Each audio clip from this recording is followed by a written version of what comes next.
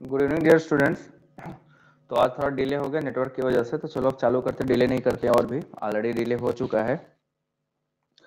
तो last classes में हम लोग आपको सेंटर ऑफ सिमेट्री के बारे में बताना रह गया था और प्लेन ऑफ सिमेट्री पूरा आपको कंप्लीट हो चुका था, ठीक है। तो आज अब मूव करते हैं इसके आगे, हम लोग सेंटर ऑफ सिमेट्री के बारे में बात करेंगे और एक्सिस ऑफ सिमेट्री के बारे में बात करेंगे। वन बाय वन दोनों सिस्टम के बारे में कंप्लीट करना है, तो चलो वन बाय वन स्टार्ट करते हैं। सब लोग जल्दी से ज्वाइन कर लो, थोड़ा सा डिले हो गया, आपको वेट करना पड़ा, but due to network issues कुछ कर नहीं सकते, हमारे बस का नहीं था वो। बट अभी चीजें क्या है, ठीक है, ठीक है। तो सब जल्दी से ज्वाइन कर लो, तो स्टार्ट करा जाए।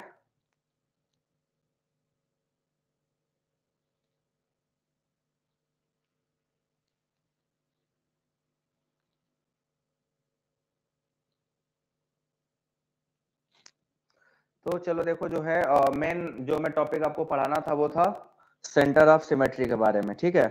तो सेंटर ऑफ सिमेट्री बेसिकली होता क्या है और सेंटर ऑफ सिमेट्री कैसे काम करता है, इसके बारे में बात करनी है। तो चलो एक एक करके बात करते हैं। जैसे अभी प्लेन ऑफ सिमेट्री में पढ़ा था कि एक ऐसा इमेजिनरी प्लेन होता है, ठीक है। तो जैसे कि इमेजिनरी प्लेन था, अब सेंटर ऑफ सिमेट्री में पढ़ोगे एक इमेजिनरी पॉइंट होता है। क्या होता है? एक इमेजिनरी पॉइंट होता है, जहां से अगर किसी मॉलिक्यूल को तुम किसी मॉलिक्यूल का, जैसे सपोज करो कि ये एक मोबाइल है, ठीक है, ये एक मोबाइल है, अगर हमें इसमें plane of symmetry find out करनी है कहाँ है, तो क्या करना, इसके सेंटर पे, है ना, इस सेंटर पे क्या करेंगे, एक ऐसे गोला बनाओ, ठीक है, जो ब्लैक वाला है। मैंने यहाँ पे देखो एक गोला बनाया इसके सेंटर पे, ठीक है। अब ये जो सेंटर है, इसी सेंटर पे हमें क्या करना है, काम करना है, क्योंकि सेंटर ऑफ सिमेट्री यही है। इस सेंटर से हमें क्या करना है, जो ब्लैक वाला मैंने देखो यहाँ पे ब्लैक बनाया, इक्वल लेंथ का लाइन, ठीक है, इक्वल लेंथ का, जितना अप खींचो उतना ही नीचे का साइड ड्रॉ करो, ठीक है। जितना लेफ्ट साइड ड्रॉ करो उतना ही राइट साइड ड्रॉ करो, जितना डायगोनली अप ड्रॉ करो उतना ही डायगोनली क्या करो, डाउन ड्रॉ करो, फिर ऐसा ही डायगोनली ड्रॉ करो। किसी एक पॉइंट से क्या करना है, इस पॉइंट से एक लाइन हम ड्रॉ करेंगे इक्वल लेंथ का। देखो ये पॉइंट आप देख रहे हो ना, बीच में जो गाढ़ा है ये वाला पॉइंट, यहां से हम क्या करते हैं, इक्वल लेंथ का लाइन, ठीक है, इक्वल लेंथ, याद रखिएगा, इक्वल लेंथ का लाइन जितना ऊपर ड्रॉ करेंगे उतना ही नीचे ड्रॉ करना है, जितना राइट में ड्रॉ करेंगे उतना ही लेफ्ट में, जितना डायगोनली अप करेंगे उतना ही डायगोनली डाउन भी, और इस साइड जाओ या इस साइड जाओ, ठीक। तो एक लाइन से इन दोनों का लेंथ क्या होना चाहिए, इक्वल होना चाहिए।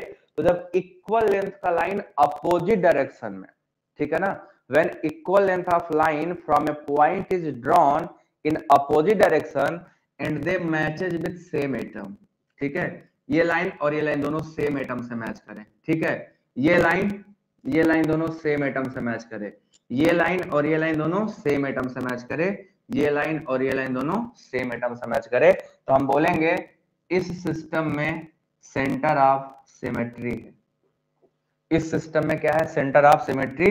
ये वो पॉइंट है जहां से इक्वल लेंथ का लाइन जब अपोजिट डायरेक्शन में ड्रॉ किया गया, तो दोनों के एंड पे इक्वल लेंथ पे सेम एटम मैच करते थे, and that is why that point is referred as point of symmetry या सेंटर ऑफ सिमेट्री। तो ये कुछ नहीं होता है, इसको हम सिंपली बोल सकते हो कि when A line of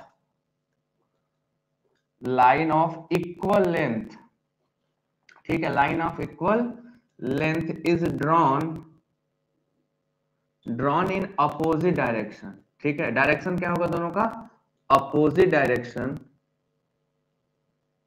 which touches both side same atom, which touches both side same atom, then that molecule have center of symmetry. Molecules have centre of symmetry, COS, ठीक है। सेंटर ऑफ सिमेट्री को हम लोग क्या shortcut में क्या लिखते हैं, COS, सेंटर ऑफ सिमेट्री। तो ऐसे मॉलिक्यूल में क्या होता है, सेंटर ऑफ सिमेट्री प्रेजेंट माना जाएगा। तो कंडीशन ये है कि उस पॉइंट से इक्वल लेंथ का लाइन अपोजिट डायरेक्शन। अब ये जरूरी नहीं है कि चारों जगह ए ही हो, बट अपोजिट डायरेक्शन में जरूरी है कि दोनों एटम क्या हो, सेम ही हो। वो अलग अलग, इस लाइन के अलग हो सकते हैं, इस लाइन के अलग हो सकते हैं, इस लाइन के अलग हो सकते हैं, बट हमेशा क्या ध्यान रखना कि जो अपोजिट लाइन में दोनों खत्म जहां पे होंगे, इंड करेंगे, वहां के दोनों एटम क्या होने चाहिए, सेम होना चाहिए। अगर ऐसा कुछ है तब सेंटर ऑफ सिमेट्री है, अदरवाइज सेंटर ऑफ सिमेट्री नहीं है। तो इस मॉलिक्यूल में बताओ सेंटर ऑफ सिमेट्री हो गया कि नहीं। एक क्यूब इमेजिन करिए आप लोग, एक क्यूब तो सबने देखा होगा, है ना, ये क्यूब मान लो। तो इस क्यूब का जो सेंटर, बॉडी सेंटर होगा, अगर कभी सॉलिड स्टेट केमिस्ट्री पढ़ा होगा तो बॉडी सेंटर का नाम सुना होगा ना। इस क्यूब का जो बॉडी होगा, इसका बीचों बीच जो पॉइंट होगा, बॉडी सेंटर जिसको बोलते हैं, अगर वहां से आप लाइन इक्वल लेंथ का खींचो तो जितना अपर फेस पे लोअर फेस पे सेम, राइट फेस पे लेफ्ट फेस पे सेम, ठीक है ना। ये डायगोनल जितना ऊपर जाएगा उतना डायगोनल नीचे जाएगा, फिर ये डायगोनल जितना इधर जाएगा उतना डायगोनल इधर ही जाएगा। तो जो आपका क्यूब होता है, तो क्यूब का जो बॉडी सेंटर है ना, बॉडी सेंटर, वो बॉडी सेंटर एक्चुअली क्या कंटेन करता है, सेंटर ऑफ सिमेट्री कंटेन करता है। इसके बॉडी में जो पॉइंट है, क्यूब के बीचों बीच जो पॉइंट है, आप अपने कमरे को इमेजिन करो, आप जिस कमरे में अभी बैठे हुए हो बस उसको इमेजिन करो कि उस कमरे का एकदम बीचों बीच सेंटर, ऊपर नीचे दीवार है, लेफ्ट राइट में दीवार है, डायगोनल पे आपके कॉर्नर्स हैं, है ना, ऊपर नीचे दोनों कॉर्नर है। तो बीच वाला जो पॉइंट है बस उसको इमेजिन करो कि जो बीच वाला पॉइंट है उस पॉइंट से लाइन खींचो, लेफ्ट में राइट में ऊपर और नीचे। आप देखना दोनों साइड क्या होगा, सेम एटम अगर टच करेगा then that molecule have centre of symmetry. अगर सेम एटम टच नहीं करता है तो मॉलिक्यूल के पास सेंटर ऑफ सिमेट्री नहीं होगा। बताओ पॉइंट समझ आया सबको, ये पॉइंट सबको क्लियर हुआ। सेंटर ऑफ सिमेट्री क्या होता है, तो जब इक्वल लेंथ का लाइन अपोजिट डायरेक्शन में खींचोगे और दोनों साइड क्या हो जाए, सेम एटम से टच करे, then that point must contain a plane of symmetry। यही कॉन्सेप्ट है, सॉरी सेंटर ऑफ सिमेट्री, यही कॉन्सेप्ट है। सेंटर से गया तो सेंटर ऑफ सिमेट्री, प्लेन से गया था तो प्लेन ऑफ सिमेट्री था, ठीक है। अब आगे मैं एग्जांपल्स देता हूं, आप लोग बताइएगा कि इनमें से किनके पास सेंटर ऑफ सिमेट्री प्रेजेंट है और किनके पास सेंटर ऑफ सिमेट्री एब्सेंट है, ठीक है। एग्जांपल्स देखो, कुछ स्टेटमेंट्स हैं, पहले मैं स्टेटमेंट्स लिखवा दूं, देन आपके दिमाग में हमेशा क्लियर रहेगा, ठीक है। सबसे पहला स्टेटमेंट ये है कि जिन मॉलिक्यूल के पास, याद रखना, जिन मॉलिक्यूल के पास सेंटर ऑफ सिमेट्री होगा वो हमेशा अकायरल मतलब ऑप्टिकली इनएक्टिव होंगे। तो कायरल होने के लिए जरूरी है कि सेंटर ऑफ सिमेट्री एब्सेंट हो, ठीक है। तो molecule having COS are always achiral, मतलब उनमें कोई ऑप्टिकल एक्टिविटी नहीं मिलेगी। तो यही लिखने वाला हूं, molecules having centre of symmetry present, ठीक है ना, हमेशा वो क्या होंगे, अकायरल। अकायरल बोले तो ऑप्टिकली इनएक्टिव, मतलब वो लाइट के साथ कोई एक्टिविटी शो नहीं करेंगे। और जिनमें एब्सेंट होगा वो कायरल हो भी सकता है, ठीक है ना, सबसे पहला। दूसरा, सिस मॉलिक्यूल के पास कभी भी COS नहीं होगा, सिस मॉलिक्यूल डोंट हैव COS। कोई भी सिस मॉलिक्यूल अगर ले लोगे तो किसी भी सिस मॉलिक्यूल के पास बेटा कभी भी सेंटर ऑफ सिमेट्री नहीं हो सकती, क्योंकि सिस में हम देखते हैं ना सेम ग्रुप सेम साइड होता है और लाइन में हमें same group opposite side draw करना है। तो सिस मॉलिक्यूल जितने हैं उनमें किसी में सेंटर ऑफ सिमेट्री पाए जाने की कोई संभावना नहीं है। तो किसी भी सिस मॉलिक्यूल में सेंटर ऑफ सिमेट्री आपको नहीं मिलेगा। These two statements are very important, तो ये आपके दिमाग में भेजे में होना चाहिए, क्योंकि अगर ये दिमाग से स्किप किया तो हो सकता है आपको एफर्ट ज्यादा लगाने पड़े।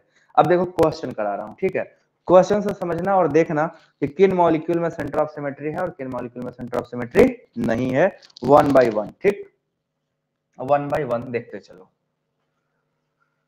तो मैं जो मॉलिक्यूल ड्रॉ करूंगा आपको पहले बताना है उसमें COS प्रेजेंट है या COS एब्सेंट है, एंड देन दूसरी बार में आपको बताना है वो कायरल है या अकायरल है। तो सबसे पहला मॉलिक्यूल बनाऊंगा मैं सिस 1,3 डाइमेथाइल साइक्लोब्यूटेन, ठीक है, साइक्लोब्यूटेन, एक ये बनाऊंगा और दूसरा बनाऊंगा ट्रांस वाला, ठीक है ना। तो पहले सिस वाला बनाते हैं। तो सिस वाले में मैंने अभी आपको बताया, ध्यान से देखना, नहीं मिलेगा सेंटर ऑफ सिमेट्री, ये साइक्लोब्यूटेन है। और अभी मैंने आपको क्या बताया बेटा कि सिस, तो सिस का मतलब हो गया दोनों मेथिल क्या हो, एक साइड। तो जब दोनों मेथिल एक साइड हो जाएगा तो आप जब यहां से लाइन ड्रॉ करोगे तो देखो यही पॉइंट होगा सेंटर, यहां से यहां का टर्सरी टर्सरी कार्बन सेम आया, ठीक है, इसके लिए था। ऊपर और नीचे भी सेम आया, ये भी सही था। बट ये ऊपर मेथिल है, इधर इधर क्या है हाइड्रोजन, तो जब यहां से पॉइंट से गुजरोगे तो दोनों सेम नहीं आ रहे हैं, एक हाइड्रोजन और एक मेथाइल मैच किया।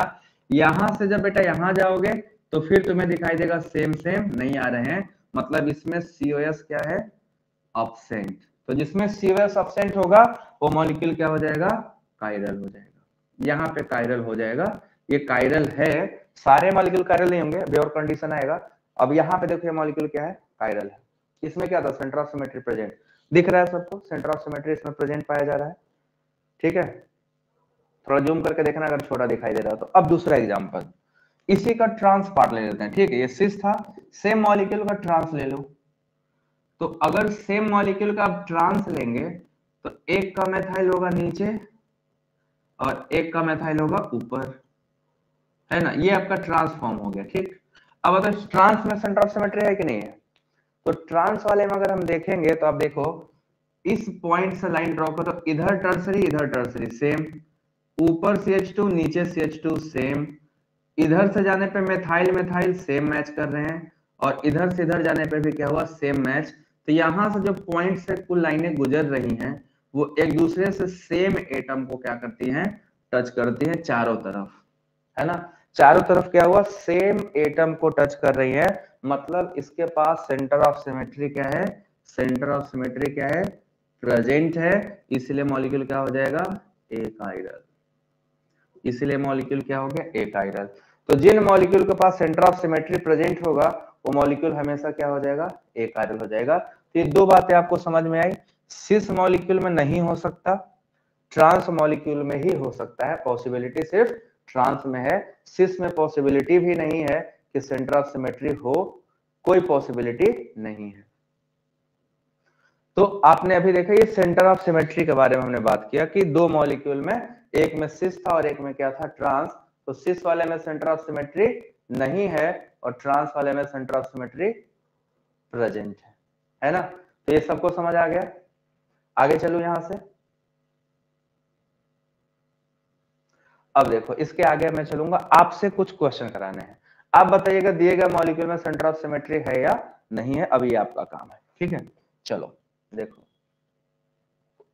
ये दोनों आपको समझ में आ गया होगा।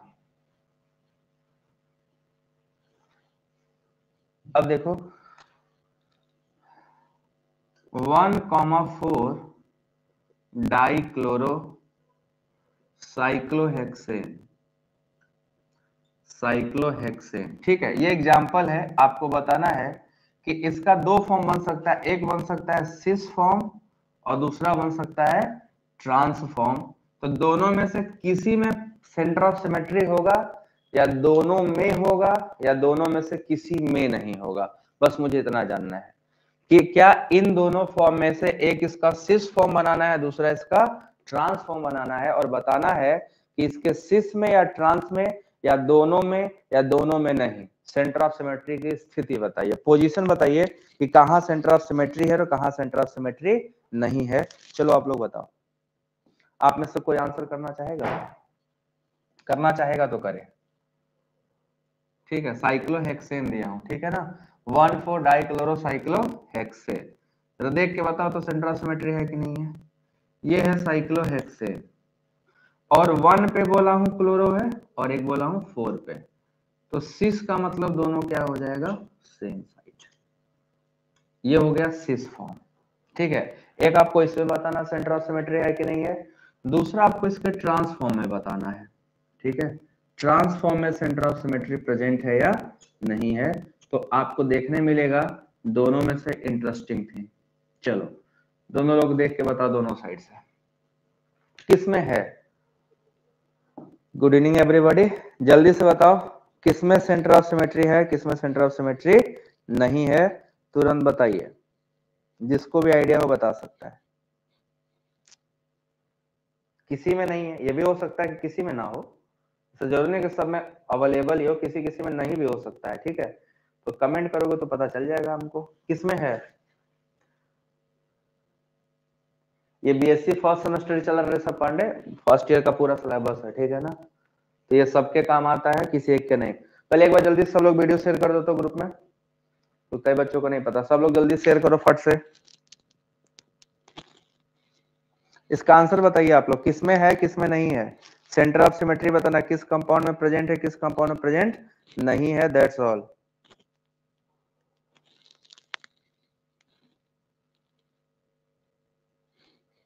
कोई बता सकता है?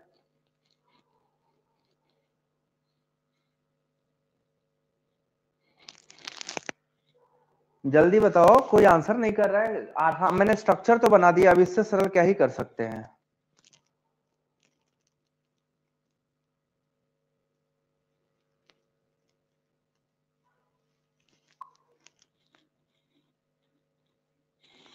प्रेजेंट है,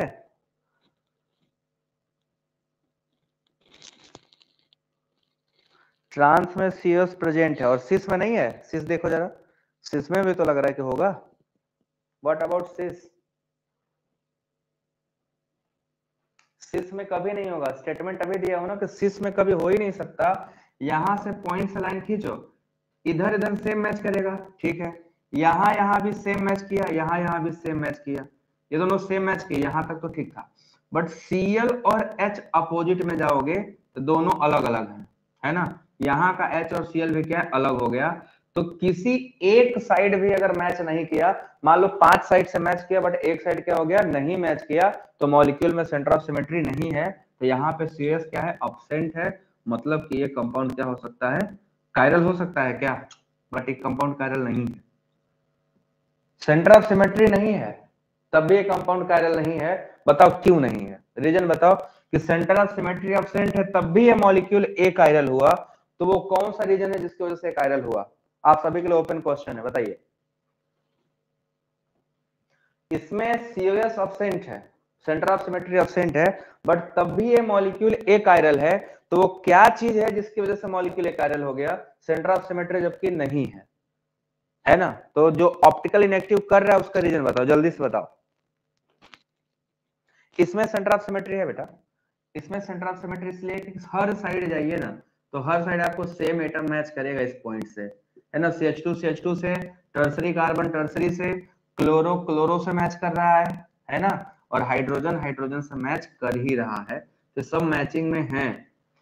तो यहाँ पे CS प्रेजेंट है, यहाँ पे CS प्रेजेंट है, तो ये एक आयरल होगा क्योंकि सेंटर ऑफ सिमेट्री है। पहला वाला में CS एब्सेंट था तब भी एक आयरल था, रीजन ग्रुप सेम कहा, एक कार्बन के ग्रुप सेम नहीं है, एक कार्बन के ग्रुप अलग अलग हैं, है ना, अलग अलग है। और कुछ इसके अलावा, और कुछ कोई बताएगा? सीएस एब्सेंट है, और कुछ? यस, अर्पिता पटेल सही है। इसमें पीओएस प्रेजेंट होता है, आपको पढ़ाए थे याद करो, इसमें पीओएस प्रेजेंट है कि 1,4 जितने भी 1,4 डाई सब्स्टिट्यूटेड जितने भी साइक्लोहेक्सेन है, डाई सब्स्टिट्यूटेड जितने भी साइक्लोहेक्सेन है, उन सब में प्लेन ऑफ सिमेट्री प्रेजेंट होता है। तो सेंटर ऑफ सिमेट्री ना सही, पीओएस तो प्रेजेंट है ना, ये आपको पढ़ा चुका हूं पहले, याद है आप लोगों को। तो अर्पिता ने सही आंसर दिया, आप लोग इसको भूल नहीं सकते हो। पीछे वाले भी लग सकते हैं ना, आगे वाला सिर्फ नहीं चलना है, हो सकता है पीछे वाला काम कर जाए, तो पीछे वाले को भी ध्यान में रखना है, इग्नोर करके नहीं काम कर सकते हैं, ठीक है ना। समझ आया सबको? प्लेन ऑफ सिमेट्री की वजह से, और ये तो एक कारण है क्योंकि उसमें सेंटर ऑफ सिमेट्री ही है। तो इसमें भी, इसमें प्लेन ऑफ सिमेट्री है कि नहीं है? सेंटर ऑफ सिमेट्री तो है, क्या प्लेन ऑफ सिमेट्री प्रेजेंट होगा? आंसर करो सभी लोग, क्या इसमें प्लेन ऑफ सिमेट्री प्रेजेंट होगा कि प्लेन ऑफ सिमेट्री भी प्रेजेंट नहीं होगा? एनीबॉडी, कोई बता सकता है? इसमें सेंटर ऑफ सिमेट्री तो है, क्या प्लेन ऑफ सिमेट्री प्रेजेंट है या प्लेन ऑफ सिमेट्री एब्सेंट है ट्रांस वाले में? जल्दी बताओ।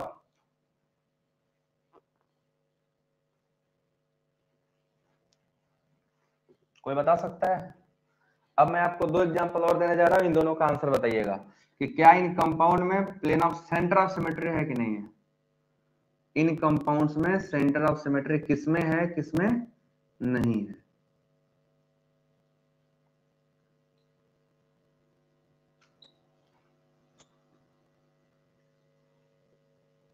एक कंपाउंड हो गया। इसका रीजन किसी ने बताया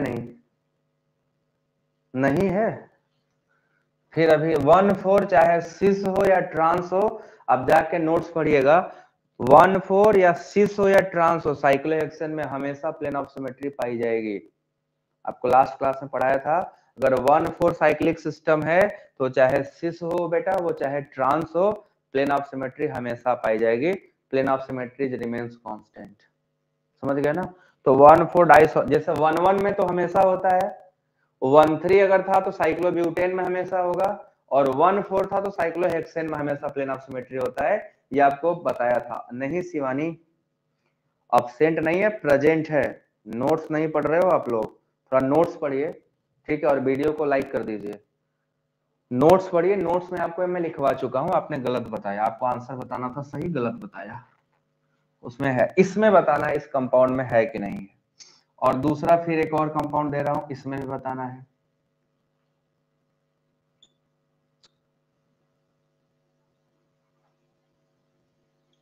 इन दोनों कंपाउंड में बताना है कि सेंटर ऑफ सिमेट्री है या नहीं है, ठीक है।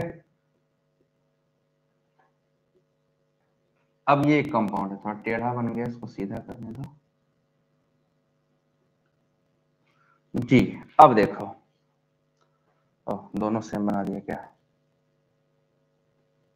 अब यहाँ पे देखो, ये दो कंपाउंड्स हैं, इन दोनों में बताना है किसमें सेंटर ऑफ सिमेट्री है, किसमें सेंटर ऑफ सिमेट्री नहीं है। इन दोनों कंपाउंड के बारे में बताइए, किसमें सेंटर ऑफ सिमेट्री है, किसमें सेंटर ऑफ सिमेट्री नहीं है। जस्ट सिंपल, इन दोनों में से किसी में सेंटर ऑफ सिमेट्री है कि नहीं है, और किसमें है किसमें नहीं, ये बताइए। ए और बी लिख लो, इसको लिख लो ए और इसको लिख लो बी। तो ए और बी में कौन सा कायरल है, कौन सा ए कायरल है, बस कायरल और ए कायरल बताना है आप लोगों को। ए और बी में कौन सा कायरल है, कौन सा ए कायरल है। बोथ कायरल भी हो सकते हैं, बोथ ए कायरल भी, आप दोनों आंसर बता सकते हो कि बोथ आर कायरल और both are achiral. Just simple सा आपको आंसर करना है यस और नो।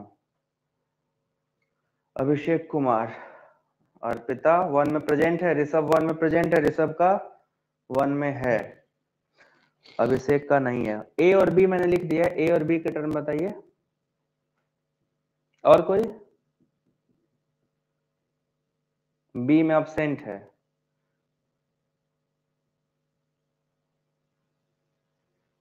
कोई बात नहीं, योर चॉइस, लेट हो जाता है। दोनों में से ए और बी में, ए में क्या है, प्रेजेंट के खत्म, टैलेंट हो, ए में प्रेजेंट है कि एब्सेंट है, ये तो लिखो किसमें एब्सेंट है किसमें नहीं है। ए वाले में प्रेजेंट है, हाँ ए वाले में प्रेजेंट है, पहले ए वाले को निपटा देते हैं ना। इस मॉलिक्यूल का सेंटर इधर ही कहीं होगा, देखो यहां से यहां लाइन क्रॉस करो बेटा, तो सेम एटम मैच कर रहा है कि नहीं कर रहा है। यहां से इधर करोगे तो NH NH से मैच कर रहा है, ये भी ठीक। CO CO से मैच कर रहा है, अपोजिट देखो इसी पॉइंट से खींचे लाइन दोनों साइड, सही मैचिंग है। COOH के साथ एकदम अपोजिट में है, तो टच करेगा इसी पॉइंट से। मेथिल और मेथिल भी एक दूसरे क्या है, जस्ट ट्रांस पे, तो इस पॉइंट से अपोजिट डायरेक्शन में सारे एटम क्या है, सेम, तो यहाँ पे COS प्रेजेंट है ना, तो क्या हो गया, एक कायरल, ये हो गया एक कायरल। तो फर्स्ट वाले में आपका सिमेट्री है, तो फर्स्ट वाला क्या हो गया, एक कायरल हो गया। अब बात करनी है सेकंड वाले की, इस सेकंड वाले की स्थिति क्या है, तो जरा बताओ सेकंड वाले में क्या है, प्रेजेंट या एब्सेंट, एनीबॉडी? सेकंड वाले में प्रेजेंट है या एब्सेंट है? दूसरा वाले में डीपीपी मैंने व्हाट्सएप ग्रुप पे शेयर कर दिया है, ठीक है, और व्हाट्सएप ग्रुप जो लोग टेलीग्राम पे जुड़े हो सब व्हाट्सएप ग्रुप में ऐड हो जाना, मैंने व्हाट्सएप ग्रुप लिंक भेज दिया था। डीपीपी क्वेश्चन का, आइसोमेरिज्म का मैंने उसमें ऑलरेडी डाल रखा है, आज ही डाला है, तो सभी लोग जाकर उसको ज्वाइन कर लेना, मिल जाएगा डीपीपी क्वेश्चन सॉल्व करना, ठीक है।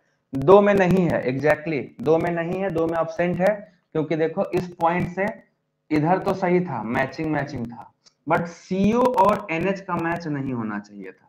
यहाँ पे देखो इस पॉइंट से ये CO को NH मैच कर रहा है, फिर यहाँ पे CO से NH, तो गड़बड़ हो गया ना, किसी एक भी पॉइंट पे गड़बड़ हुआ, अगर क्रॉस हुआ तो फिर COS नहीं होगा।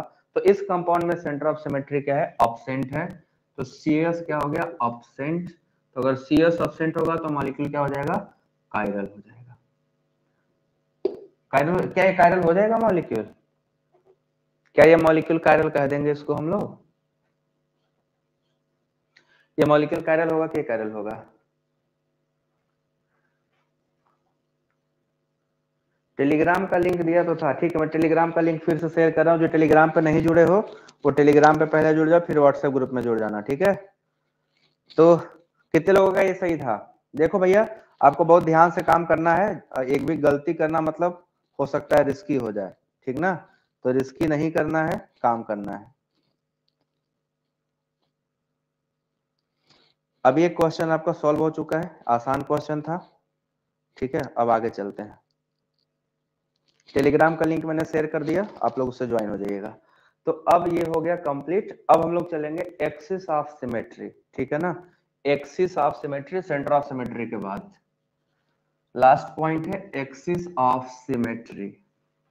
किसी भी मॉलिक्यूल में एक्सिस ऑफ सिमेट्री क्या होता है, ठीक है।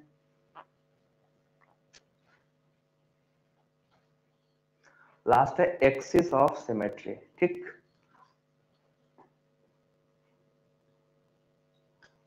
एक्सिस ऑफ सिमेट्री, अब बस यहां पहचानना है और बहुत अच्छे से एक बात ध्यान रखना, इसमें दो चीजें एकदम फोकस्ड होकर करनी होती हैं, ठीक है। एक, जब मॉलिक्यूल को रोटेट कर रहे होते हैं तो रोटेशन बहुत ही स्पेसिफिक होता है।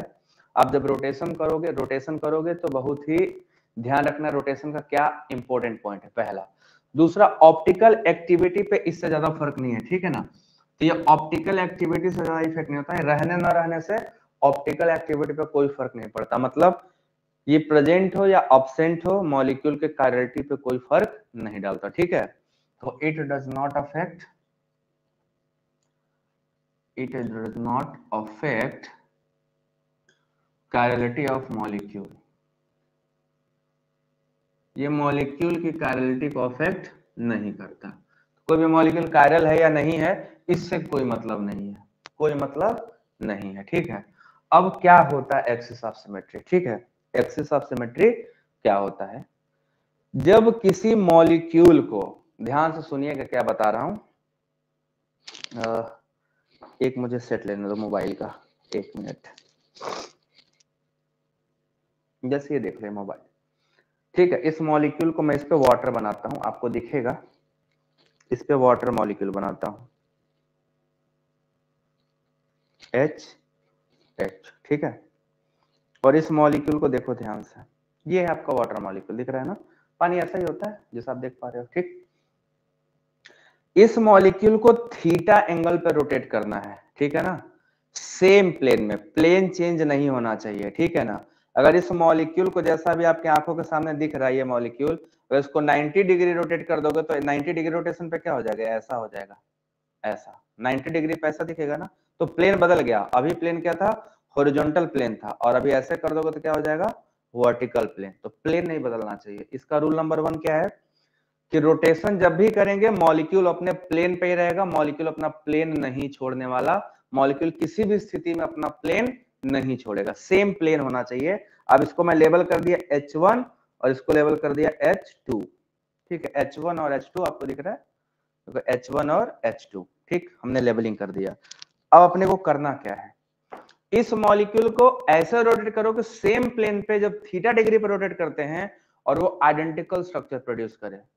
When a molecule is rotated at theta angle on the same plane and that molecule will produce identical or indistinguishable structure, मतलब दो ऐसे स्ट्रक्चर जिनको आपस में भेद ना किया जा सके, जिनको आपस में सेपरेट ना किया जा सके, उनको बोलते हैं इनडिस्टिंग्विजिबल और आइडेंटिकल स्ट्रक्चर। तो इस मॉलिक्यूल को सेम प्लेन पर करना है तो 180 पे घुमाओ, तो 180 पे घुमाते ही तुम्हें क्या दिखाई देगा कि दूसरा प्लेन पे आ जाएगा, H1 इधर वाला इधर चला जाएगा, इधर वाला इधर आ जाएगा, है ना।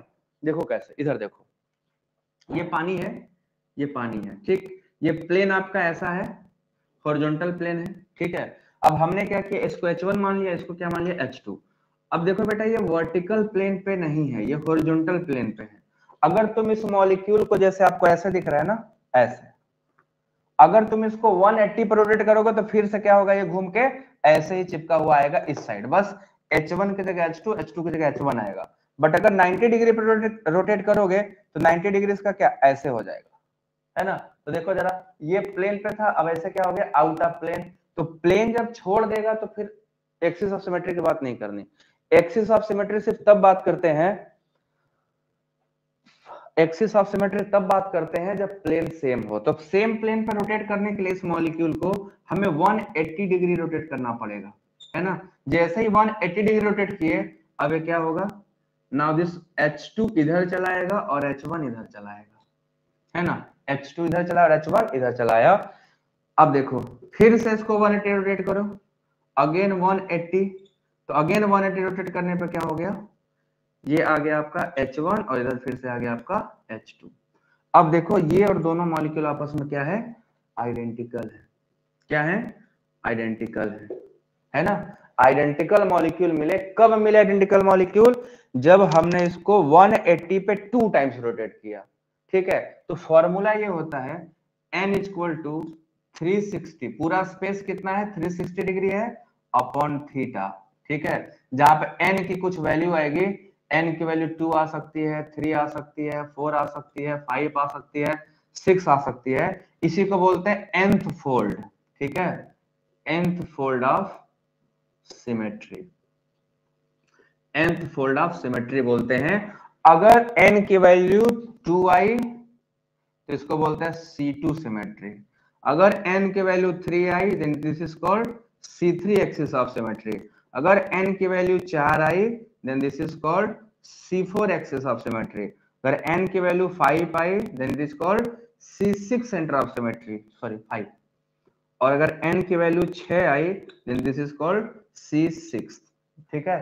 C6, C4, C5, C3, C2 कोई भी एक्सिस ऑफ सिमेट्री वो कहा जाएगा जितने फोल्ड पे वो आएगा। तो आपको करना क्या है जब आपको मॉलिक्यूल दिया जाएगा उसको थीटा डिग्री पे रोटेट ऐसे करना कि वापस से सेम प्लेन पे आए। एटम हो सकता है अपना पोजीशन बदल लेते हो बट वापस से वहां फिर वो रोटेट होके आएंगे। तो देखो इसको कितनी बार रोटेट किया, 2 टाइम्स। अब 180 पे किया तो थीटा का वैल्यू निकालो यहाँ पे, तो यहाँ निकालेंगे तो n बराबर हो जाएगा 360 अपॉन 80 डिग्री रोटेट करने पे आया है, 2 आया कि नहीं। तो वाटर में कौन सा सिमेट्री प्रेजेंट है, C2 axis of symmetry. Water molecule contains C2 axis of symmetry. Water molecule में क्या है, C2 axis of symmetry present है। बताओ समझ आया। पहले आपको यही लिखना है कि जब हम centre of sorry axis of symmetry की बात करेंगे तो एक्सिस ऑफ सिमेट्री क्या होता है, अब समझो अच्छे से कि when a molecule is rotated at theta angle on the same plane, plane change नहीं होना है। When a molecule is rotated at theta angle on the same plane and that will produce a indistinguishable or identical structure, then that molecule have axis of symmetry. If identical structure नहीं आएगा then that structure don't have axis of symmetry, ठीक है ना। अब formula हमने क्या दिया, n की वैल्यू निकालने के लिए 360 अपॉन थीटा, ठीक है। 360 अपॉन थीटा से आपका निकलता चला जाएगा। तो यहाँ पे हमने क्या दिया कि n की वैल्यू 2 आती है तो C2 एक्सिस, 3 आती है तो C3 एक्सिस, 4 आती है तो C4 एक्सिस ऑफ सिमेट्री वो कहलाती है। बस इतना ही है। अब आगे देखो और एग्जांपल्स कराते हैं। कायरल सेंटर इसके जस्ट बाद वही आने वाला है बेटा, ये सिमेट्री खत्म होते कायरल सेंटर आएगा, बस थोड़ा देर रुक जा, इसके तुरंत वही आने वाला है ना, एसिमेट्रिक सेंटर, ठीक। तो वाटर में C2 axis of symmetry present है, ठीक। अगला एग्जांपल है BF3 का।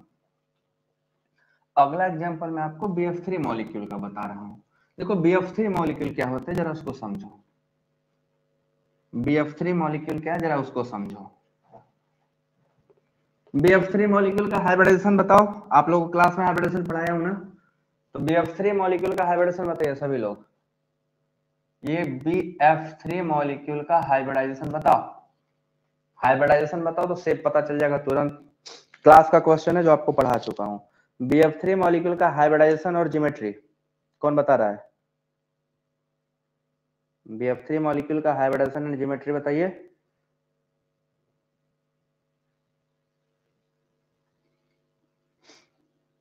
चलो आंसर करो। sp2 और ज्योमेट्री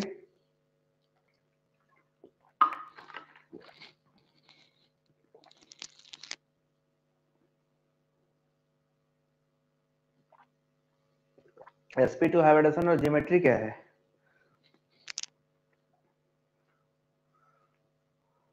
sp3 बता रहे हैं। अरे पगलो, sp3 होता है शिवांगी, sp3 है। क्लास का क्वेश्चन है ना, क्लास में कराया तुम लोगों को तब भी बेवकूफियत। sp3 नहीं होता, sp2 होता है।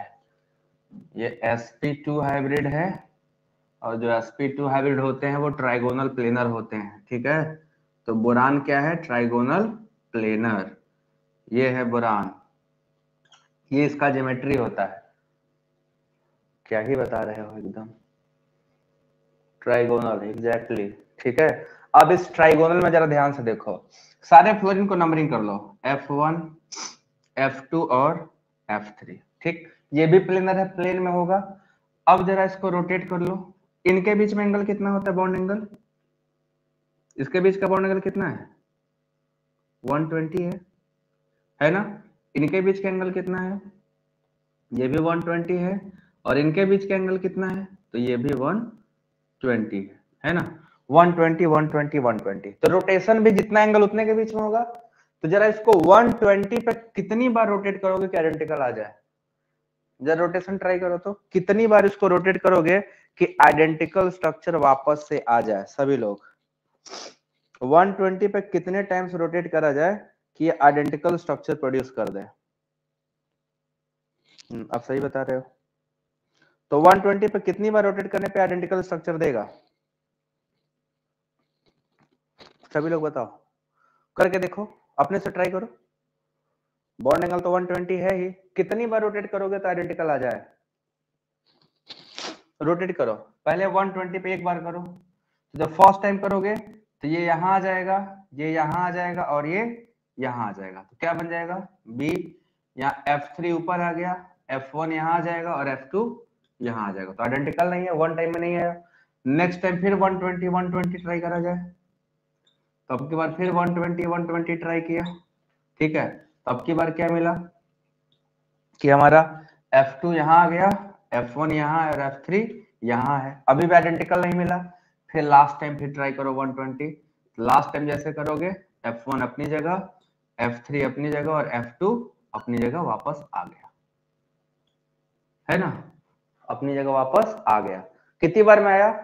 3 बार में। 3 बार में आएगा तो हम n की वैल्यू ऐसे भी निकाल सकते हैं, 360 अपॉन 120। 3 तक नहीं आता। और ऐसे भी देख लो, 1 टाइम, 2 टाइम्स और 3 टाइम्स। 3 टाइम्स में आइडेंटिकल आया है। तो कौन सा एक्सिस ऑफ सिमेट्री है? C3 present. इसमें C3 क्या है? प्रेजेंट। तो एक्सिस ऑफ सिमेट्री क्या हो गया? C3 axis of symmetry. बोलो, समझ आया? C3 एक्सिस ऑफ सिमेट्री आप लोगों को समझ आया कि नहीं आया? ये कौन सा एक्सिस ऑफ सिमेट्री है? C3 एक्सिस ऑफ सिमेट्री है। अब एक सवाल और आपसे पूछूंगा, क्या इस मॉलिक्यूल में C2 प्रेजेंट है क्या? C3 तो दिख गया, साफ साफ दिख रहा है शुद्ध रूप से। C2 प्रेजेंट है क्या बच्चों? क्या इस मॉलिक्यूल में C2 भी प्रेजेंट है क्या? जल्दी बताओ, देख के बताओ, C2 है कि नहीं है? C2 प्रेजेंट है क्या?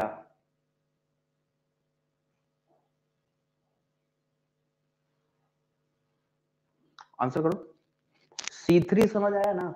अब C2 है कि नहीं है, बस C2 जानना है।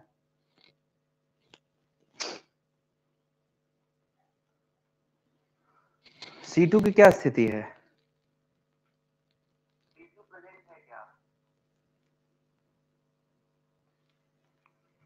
C2 है, डाली ने बताया C2 है। और बच्चों तुम लोगों के हिसाब से C2 है क्या? C3 तो दिख रहा है, C2 जानना है, C2 है कि नहीं है।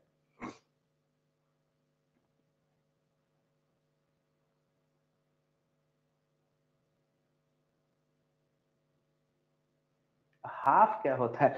C2 प्रेजेंट है तो है, ठीक है। हाफ और फुल कुछ नहीं होता बेटा, ठीक है। हाफ और फुल का कोई मतलब नहीं है प्रेजेंट है, ठीक है, दैट्स ऑल। दिखाता हूं वो भी कैसे प्रेजेंट है। इसको मैं मिटा दूं, इसका स्क्रीनशॉट ले लो, लेना है तो। इसको मैं मिटा के बताता हूं कहां है।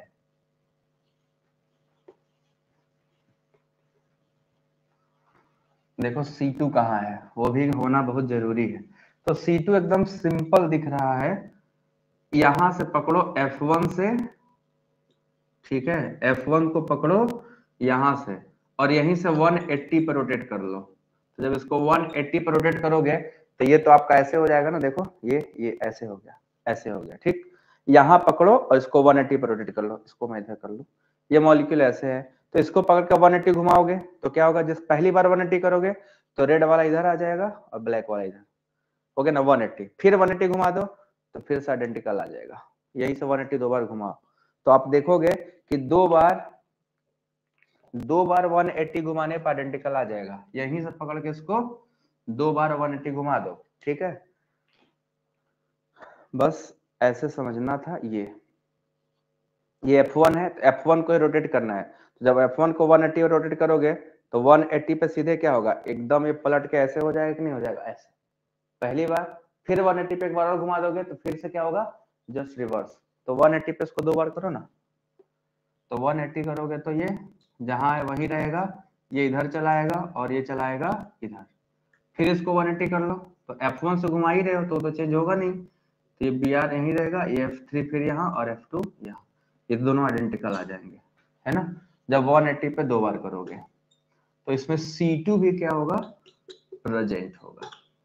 C2 भी क्या होगा, प्रेजेंट होगा। बस यही देखना था।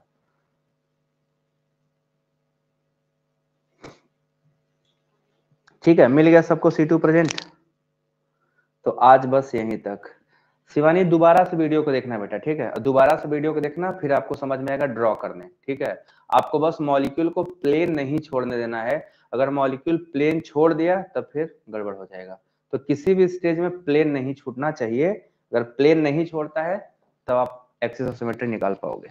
तो आज बस यहीं तक। कल अब हम आपको पढ़ाएंगे कायरल सेंटर, एसिमेट्रिक सेंटर और डिसिमेट्रिक सेंटर क्या होते हैं, कायरल सेंटर निकालना, कितने कायरल सेंटर प्रेजेंट है, कितने कायरल सेंटर प्रेजेंट नहीं है। तो ये अब कल मिलेंगे, ठीक है। आज की सवाल यहीं तक। रात में 10:30 बजे देखा जाएगा, और जिसको देखना होगा नीट क्रैश कोर्स का, तो आज पढ़ाऊंगा मॉलिक्यूलर ऑर्बिटल थियरी रात में 10:30 बजे। सो 10:30 बजे रात में मिलेंगे। जिसको पढ़ना होगा मॉलिक्यूलर ऑर्बिटल थियरी वो आ जाना, बाकी जिसको सोना होगा वो आराम से सोना, ठीक। वीडियो को बेटा लाइक करके शेयर करो जल्दी से ग्रुपों में। मिलते हैं फिर कल। Thank you, bye bye.